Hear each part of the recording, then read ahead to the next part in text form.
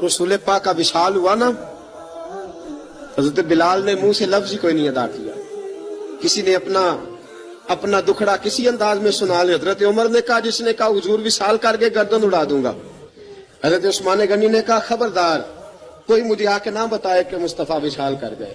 حضرت علی المرتضیٰ رضی اللہ تعالیٰ عنہ نے فرمایا، نہ بھائی میرے مصطفیٰ پر تو موت آتی ہی نہیں جس طرح آپ لوگوں پہ. سب لوگوں نے اپنے اپنے اظہار کر لیے نا، بلال نے کسی کو دکھ بتایا ہی نہیں.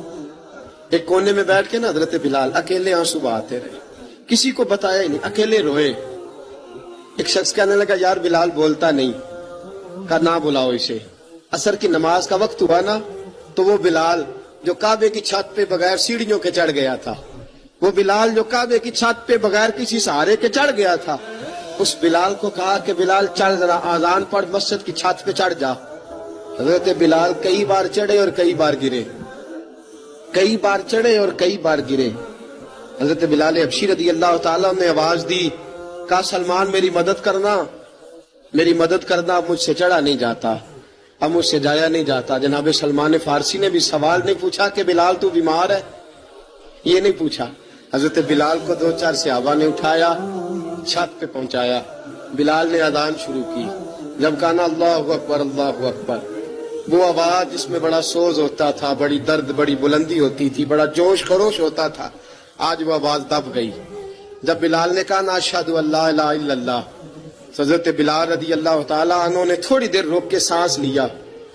جب کہا نا اشہد ان محمد الرسول اللہ، جو سارے چپ کھڑے تھے نا، ان میں سے ایک بابا رو پڑا، اس کا نام ابو بکر صدیق تھا. جب حضرت ابو بکر صدیق کی آنکھ میں آنسو آیا تو حضرت بلال چھت کے اوپر زمین پہ گرے، زمین پہ گرے اور کہا ابو بکر یہ ڈیوٹی کسی اور کی لگا دے، یہ ڈیوٹی کسی اور کی لگا دے، اب میری روح اجازت نہیں دیتی، مصطفیٰ کریم کے بعد مجھ سے اذان نہیں پڑی جائے گی. حضور خواب میں ملے، کہا بلال تو آتا کیوں نہیں؟ بلال چھوڑ کے چلے گئے تھے. فرمایا اب میرا یہاں دل نہیں لگتا. ملک شام کے شہر حلب میں چلے گئے تھے، چھوڑ دیا تھا مدینہ منورہ.